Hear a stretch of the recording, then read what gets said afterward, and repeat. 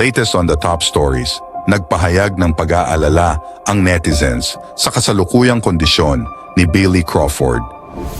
Sobrang ikinabahala ng mga netizens, nagpahayag ng pag-aalala sa kasalukuyang kalagayan ng singer-host dahil sa halos butot balat na ito.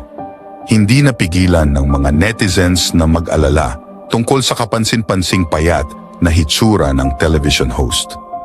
Isang malawak na ibinahaging video na nagtatampok kay Billy na kumakain ng pagkain ang nagpasimula ng mga talakayan tungkol sa kanyang kalusugan. Ilang mga komento ang nagmungkahi na si Billy ay mukhang masama, na may ilang napapansin ang kanyang pagbaba ng timbang at kitang-kitang mga madilim na bilog sa ilalim ng kanyang mga mata.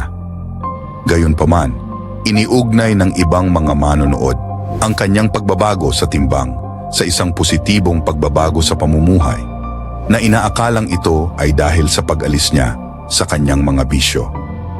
Binanggit ng isang tagahanga na karaniwan para sa katawan na unang tumugon sa kawalan ng mga sangkap tulad ng alkohol at sigarilyo, ngunit tiniyak na ang paggaling ay inaasahan sa paglipas ng panahon.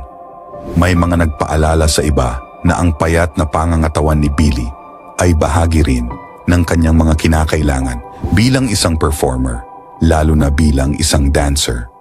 Noong 2022, hayagang ibinahagi ni Billy ang kanyang desisyon na talikuran ang kanyang hindi malusog na gawi para sa kapakanan ng kanyang pamilya. Binigyang diin niya ang kahalagahan ng pagtuunan ng pansin ang pinakamahalaga, lalo na ang kanyang pamilya, dahil ang pagiging isang ama ay nangangailangan sa kanya na maging mas responsable at malusog. Samantala, si Billie Joe Ledesma Crawford ay isang multi-talented na artista na kilala sa kanyang trabaho bilang aktor, musikero, mga awit, komedyante, mananayaw at host ng telebisyon.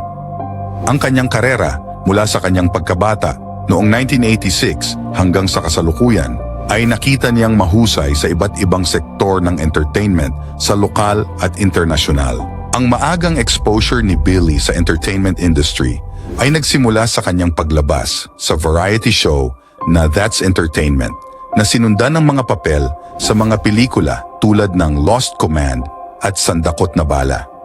Ang kanyang mga talento ay higit na nakilala sa mga programa sa telebisyon tulad ng Lovingly Yours, Helen.